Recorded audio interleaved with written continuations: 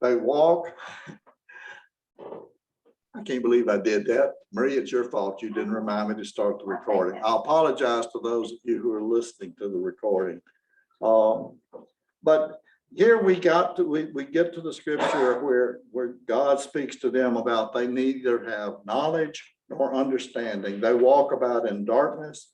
All the foundations of the earth are shaken.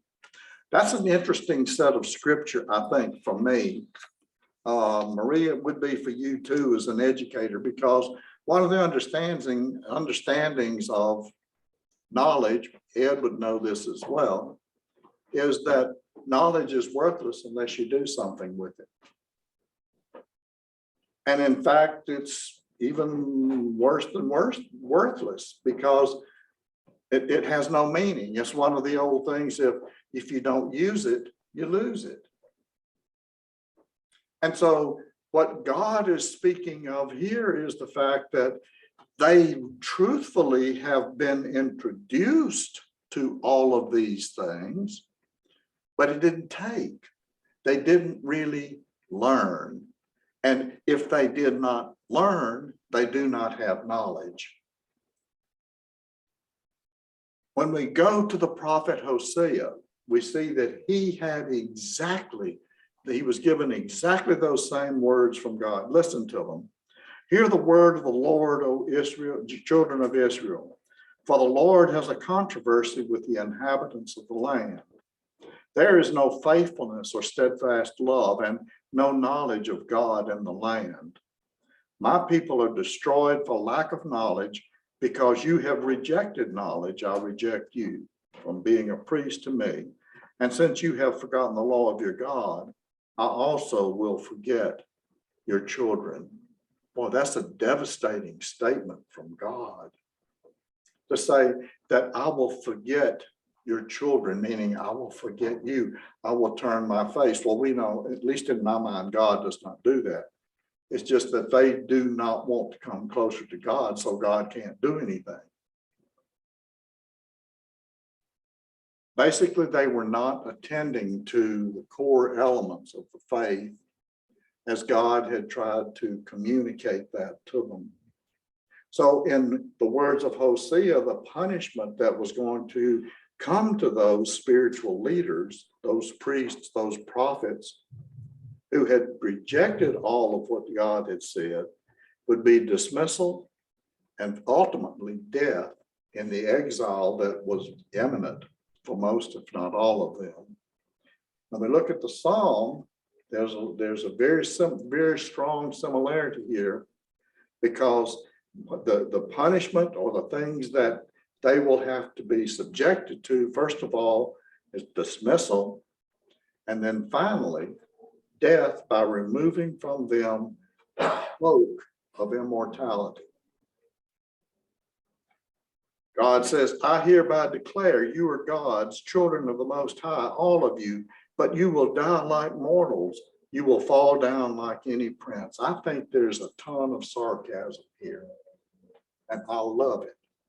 I love it. When we think about someone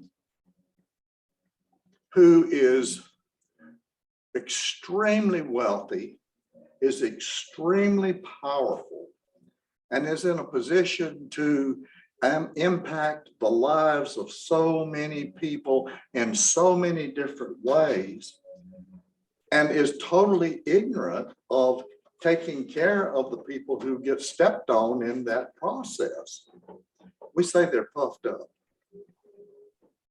We say that they think of themselves as being what? Like God. We think of them as being, seeing themselves literally as God, that they are above any kind of law or legal structure, whether it be spiritual or whether it be political.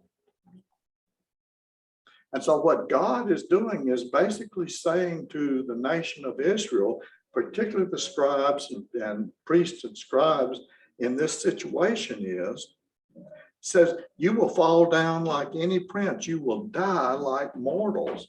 You may think of yourselves as being equivalent of God, but guess what? You're just like everybody else. You're going to die just like everybody else. This is going to come to an end at some point, just like it will for everyone else. And what will all of this that you've gained do to help you? It won't help a bit. It won't help a bit. They valued their own power. They valued the wealth that they had accumulated, which sort of contributed to that power, that they had become puffed up. They saw themselves as being equivalent to God, or if they had a pagan perspective, it would be they thought of themselves as gods. As a result, then, they were going to die. And so the psalm ends with a plea to God with regard to this whole conversation. Your king, and in that he says, rise up, God, judge the earth, because you hold all nations in your possession. And if we read this, as we read this, we sort of hear a little bit of an echo of Jesus is giving to the disciples the model prayer, the Lord's Prayer. Your kingdom come on earth as it is in heaven. If I can paraphrase, I think what the psalmist is saying here is that God, since you have demonstrated your power in heaven by judging the unjust spiritual rulers and casting them down, please do the same on earth. Since all the nations belong to you, judge the earth as you have heaven. So let's close this out as sort of a way of sort of a review. And I know I'm speaking to people who practice justice in this lesson. I'm very, very, very sincere when I say that. But I think it's important that we maintain a focus on what that really involves if we're going to remain true to that calling out by God for us to effectively practice justice. Again, I come back to Dr. Timothy Keller and the piece that he wrote. He's written a great deal on social justice, but this one was specifically focused on Bible justice, or justice in the Bible, biblical justice, whatever word you may want to find for it. And he said there are 4 different aspects, or 4 different facets, if you will, of what emerges when we think of as justice. And the first one is generosity. We know, we've heard, we've read, we've seen evidence of it in so many ways that so many writers have almost been born to be true and correct when they refer to so much that's happening in our country is that we've devolved to a me society. It's all about me. Whatever is good for me, to heck with everything else. I take care of myself. I don't have time, the energy or finances or concern for other people. Let them take care of themselves as well. Pretty selfish, isn't it? Yeah. And so it's that perspective that says everything that I have, my wealth, my material possessions, my resources, everything that I have belongs to me. A socialist would say all of those things belong in truth to the state. In biblical terms, we understand that all of those things belong to God, and we are simply just called to be stewards of all of those wonderful things that we have in this life to enjoy. So God has entrusted to us all of these blessings, all of this wealth in so many different kinds of forms. And he expects us to use those things wisely, to be good stewards. Jesus taught on this several times. So we have basically a moral obligation to both God as well as to our neighbors to use what we have, our money, our time, our resources, our talents, our abilities, whatever we have, to use those unselfishly and with unbridled generosity and use it as a way of loving others. And we do that according to whatever our ability to do so may be. Some of us have less resources than others, but we use what we have based upon what is needed. I can't write a check for $100,000 to help somebody, but I can sure write one for 100 pretty easily.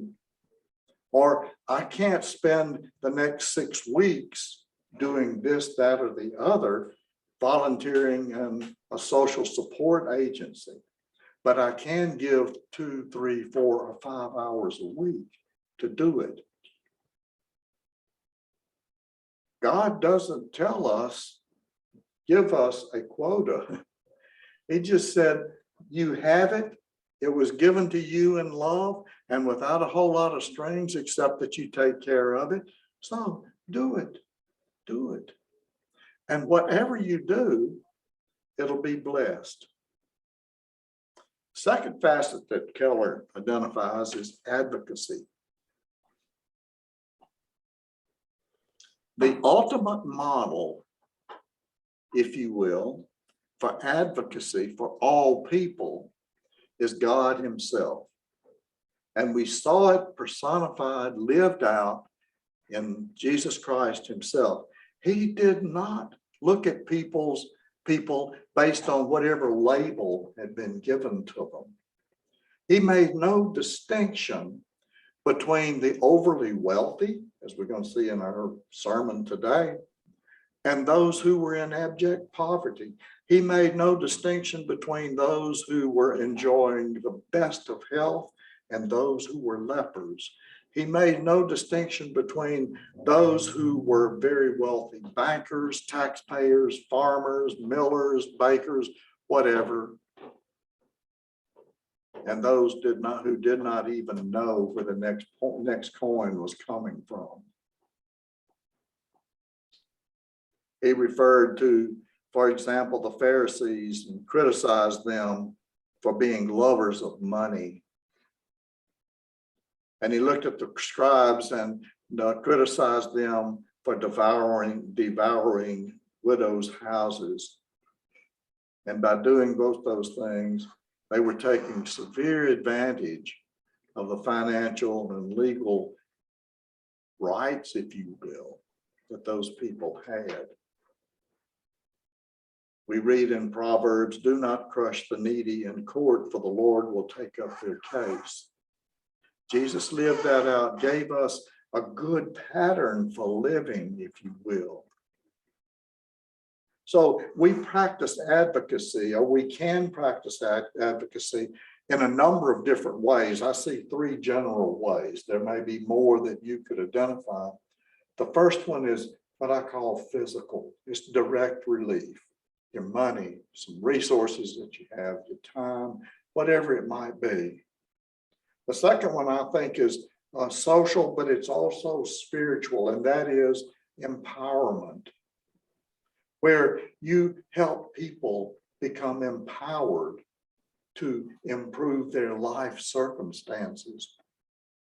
I read years ago that someone was saying certainly that there are those who, because of limitations that are beyond their control, they cannot improve themselves from where they are. But the larger percentage of people who are in very difficult situations, financially, socially, whatever, can improve their lot if someone encourages them to do that and helps them to do that. I can think of a number of different organizations, agencies that have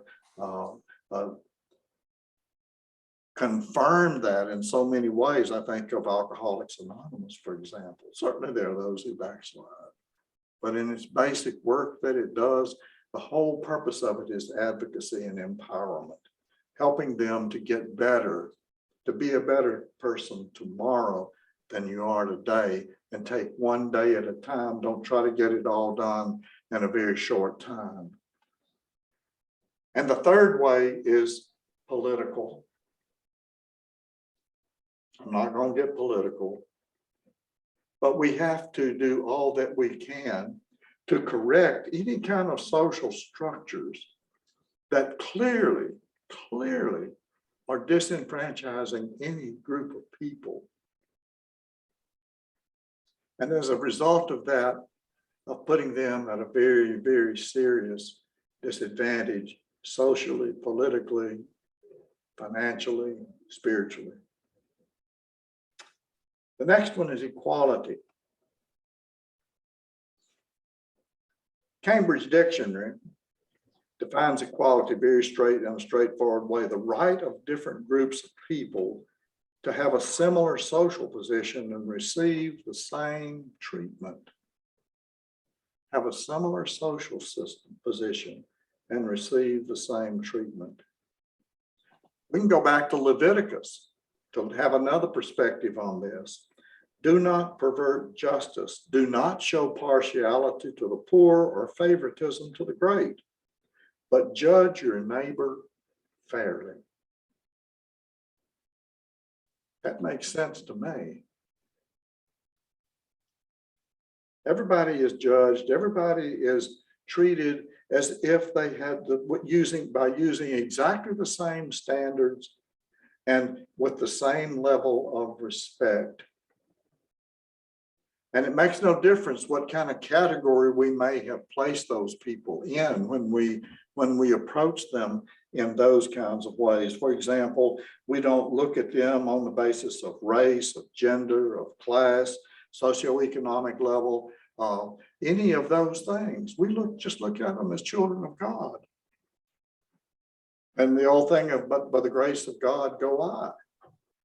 And how can I withhold helping someone who is in desperate need when I have so much? So by doing justice, loving a neighbor,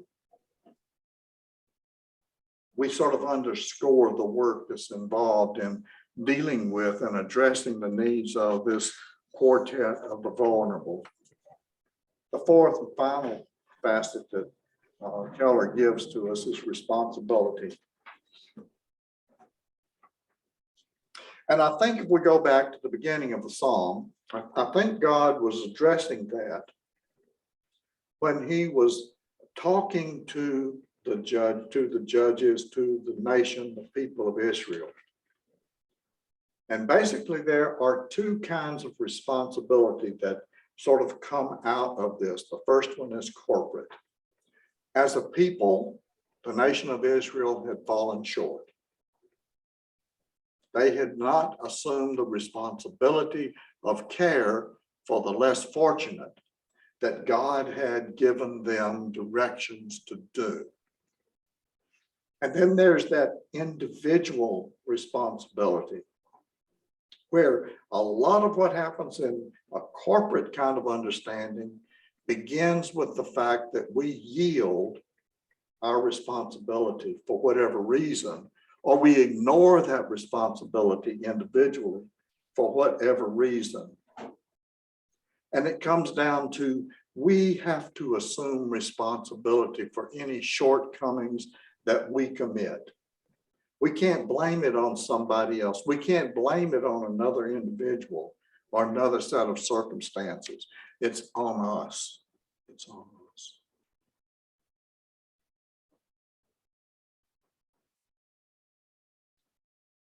Leslie Newbigin, I had not read anything by him until, again, this lesson.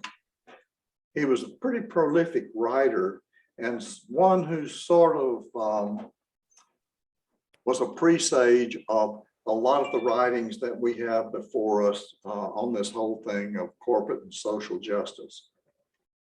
Listen to what he says. It is a disastrous misunderstanding to think that we can enjoy salvation through Jesus and at the same time regard action for justice in the world as a sort of optional extra or even an inferior substitute for the work of passing on the good news of salvation. Anyone who thinks of salvation apart from seeking deliverance from sickness or hunger or oppression or alienation is very remote from the biblical use of the word. I like that. I like that. I think that puts this whole psalm into a really, really, really good perspective. So as God's people, we have access to justice in this life. And that is a birthright that comes to each individual.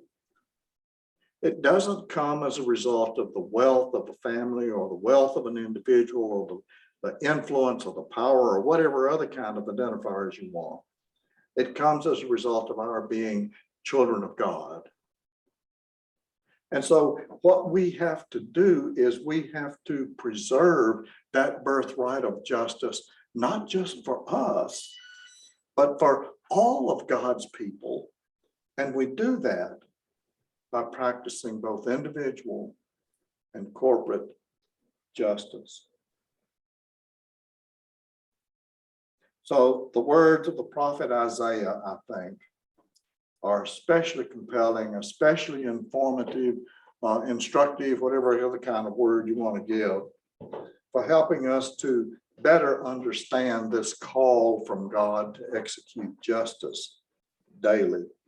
Listen to what God says, speaking through his prophet Isaiah. The Spirit of the Sovereign Lord is upon me, for the Lord has anointed me to bring good news to the poor. He has sent me to comfort the brokenhearted and to proclaim that captives will be released and prisoners will be freed. Many attribute this to a prediction, a prophecy related to the coming of Messiah, Jesus Christ. Very well could, but it also relates to each one of us. And so when we look back at what we began this study with in Micah, we see very, very clearly that God has given us the directions that we need to go about this thing of practicing justice.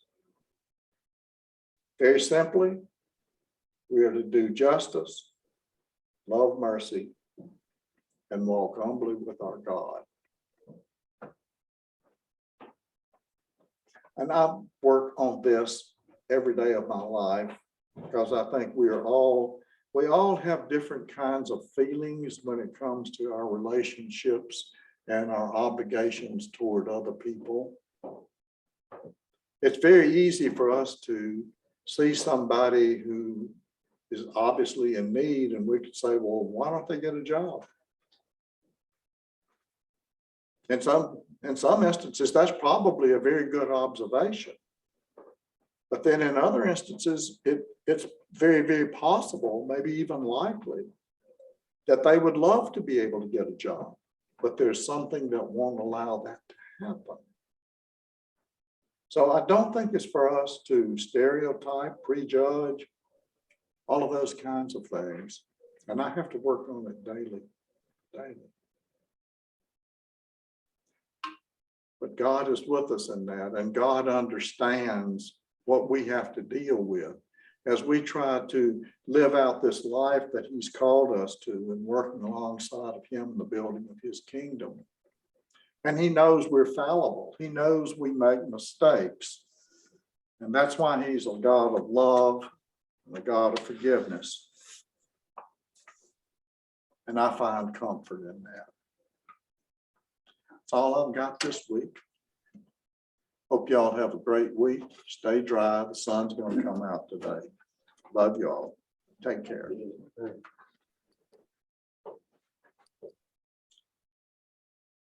See you, Rhonda.